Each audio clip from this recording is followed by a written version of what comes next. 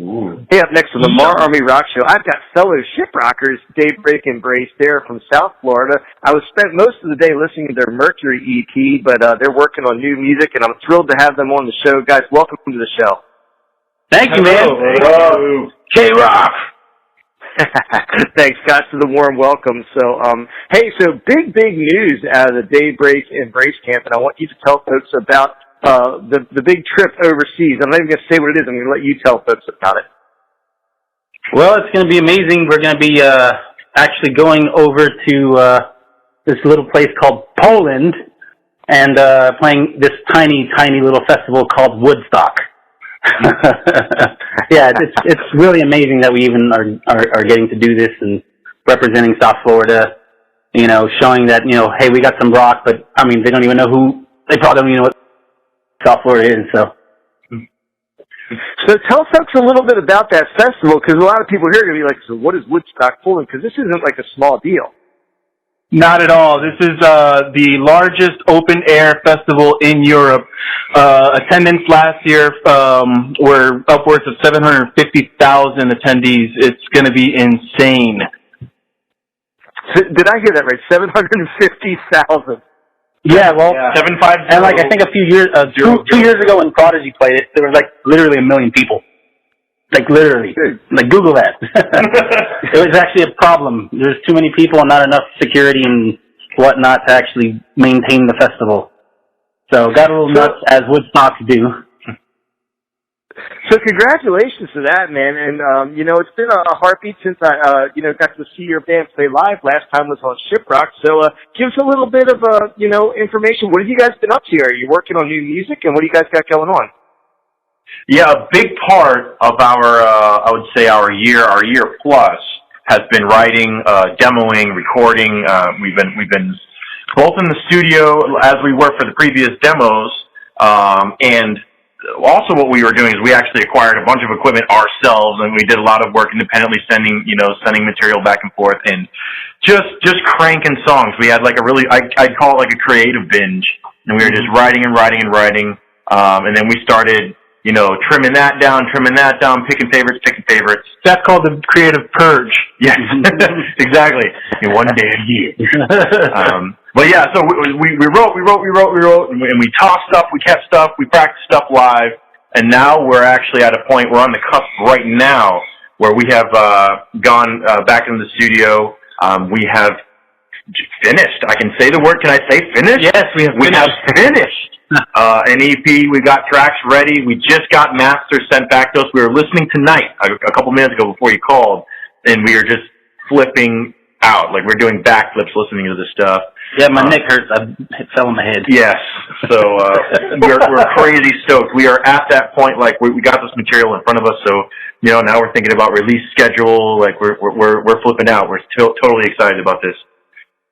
Now, I know in the past, so you guys have got your own studio now, and in the past, so are you doing your own production too? I know you worked with Paul Truss before, who, you know, we're fans of the band Lansdowne and Downplay that he worked with right now. Are you self-producing too, or are you just self-recording?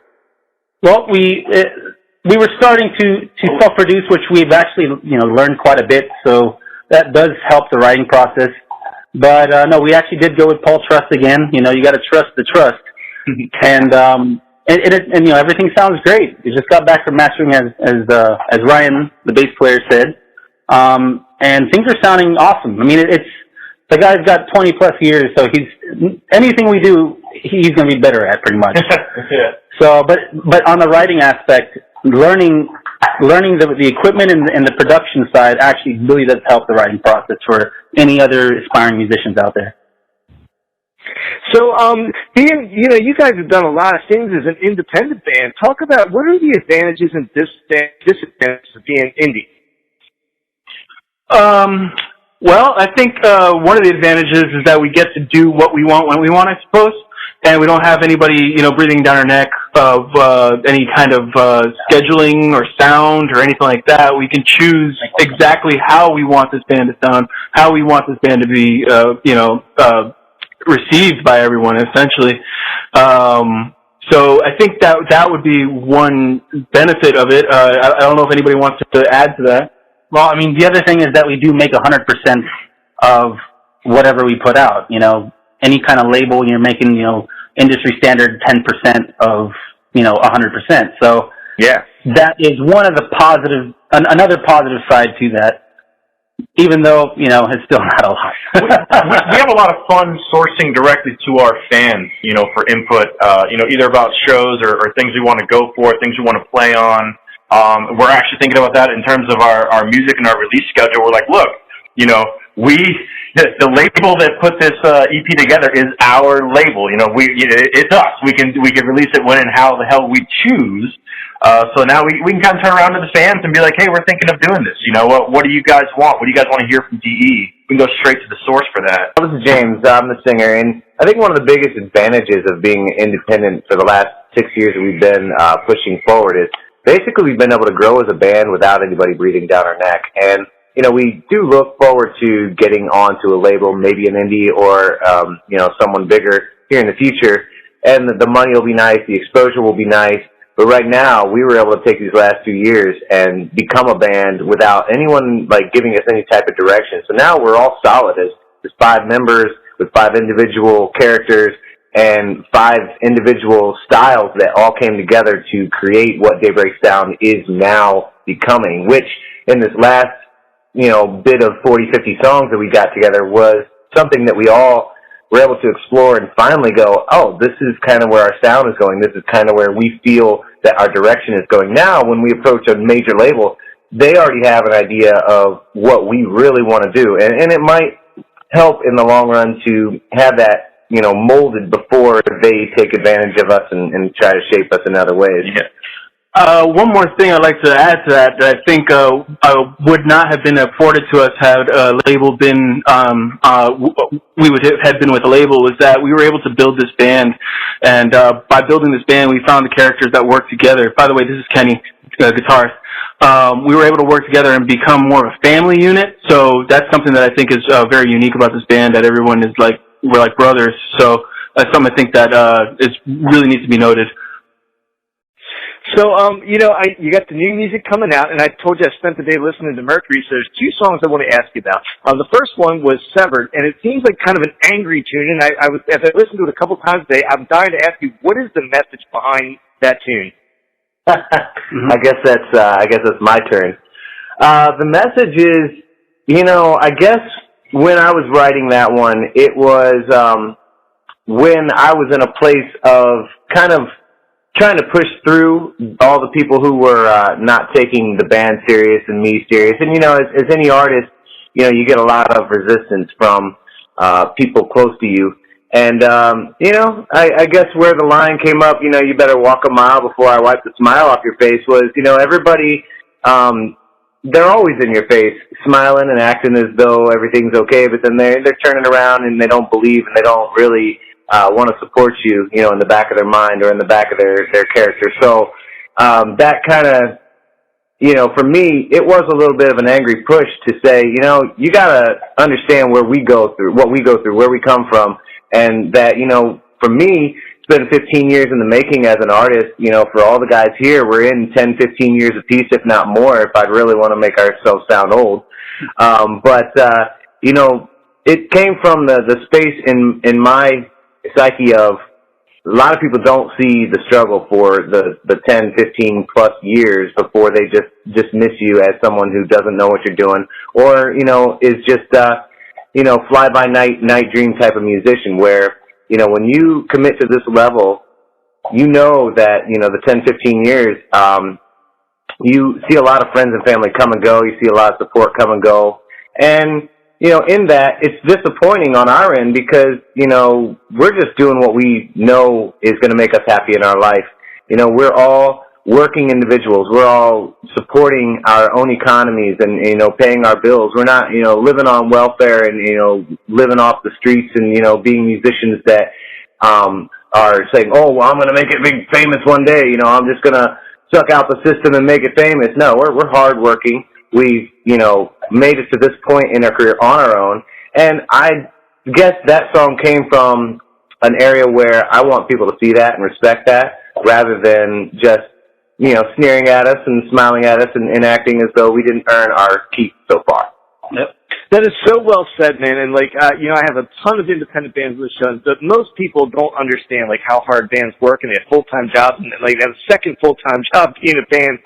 So well said. Oh, yeah. The other song I wanted to ask you about, I'm normally drawn to the heavy stuff. I like the heavier music, but I got to tell you, man, I found myself hitting the repeat button on Desperation, and I wanted to ask you who wrote that tune and how it came together.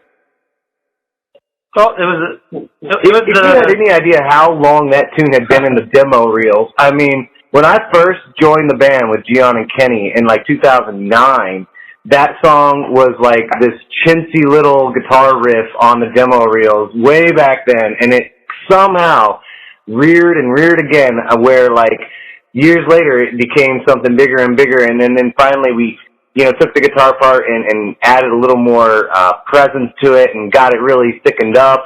And it took, I want to say a good 4 years before that song, came to fruition in the writing process. And once it did, it took on this vibey feel because it's not in 4/4. So we finally got like a 3/4 type, feel vibe on the song. And, when it came to the lyrics, those were obviously lyrics that I had been writing for a while too. So it was funny how that song came together was through years of just sitting in the file cabinet for everyone.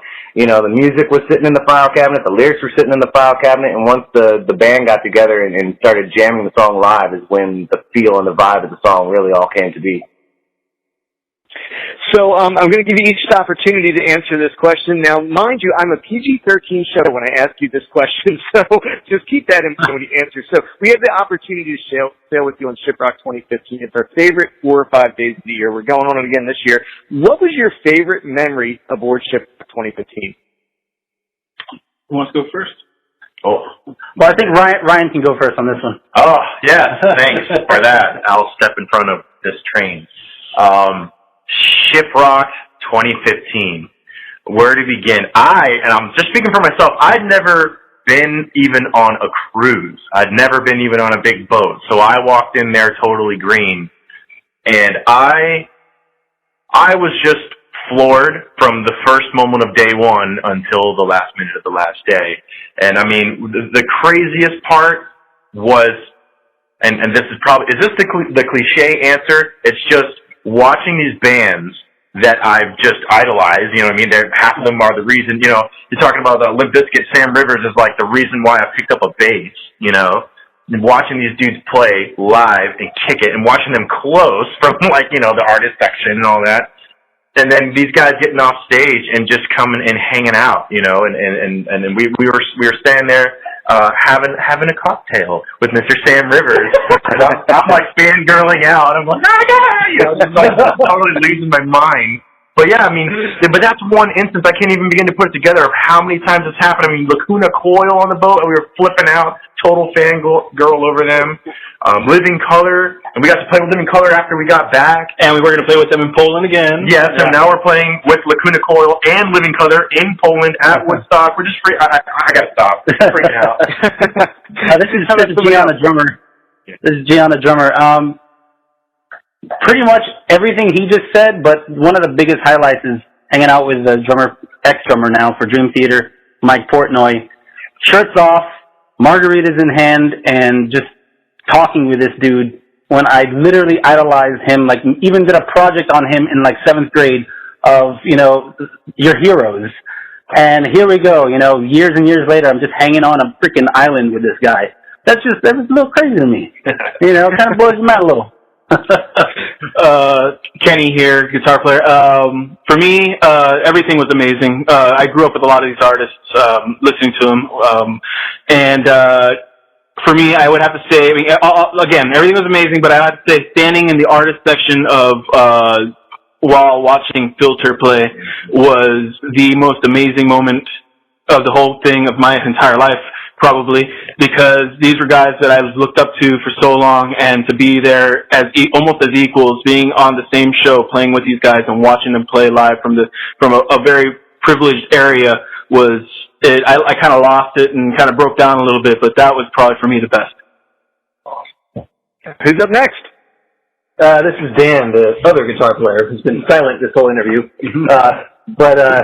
My moment was probably, I had a couple besides meeting Portnoy and meeting Tremonti, which I didn't know what to say when I met him. I just rambled. I honestly blacked out. I don't remember the conversation. But before we even got on the boat, we were thrown into a room with Black Label Society. And Zach Wilde is standing right next to me, and I didn't know what to do. and that was the moment. That moment was when I was like, oh, okay, all right, this is for real now. We need to look the part now, guys. Where's my Mickey? And who's last? We got one more? I guess I'll go last here.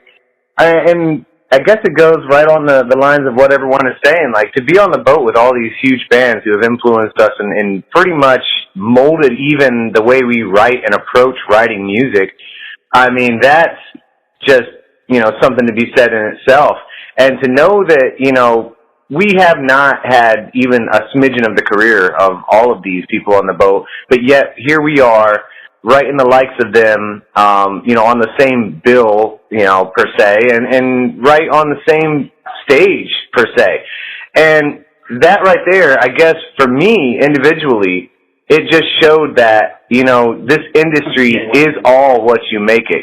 Our image is what you make it. Their image is what they make it. And, whatever you do, if you work hard enough and work long enough and get to where you want to be, you're going to be right there with these guys no matter what. And to be on the same boat, same bill with these guys just shows that, wow, we're not that far off. Now, we have a long way to go.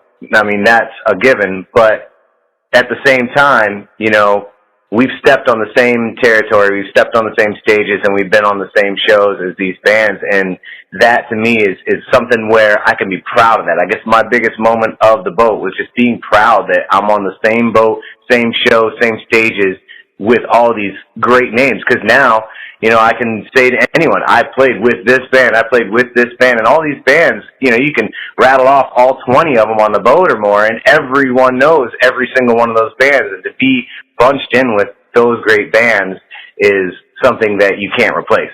And, I mean, I guess, while we have the opportunity, we have to thank Shiprock and the crew, and especially Captain Allen, for allowing us that opportunity, because that's something that, that's what dreams are made of for little guys like us. Woo!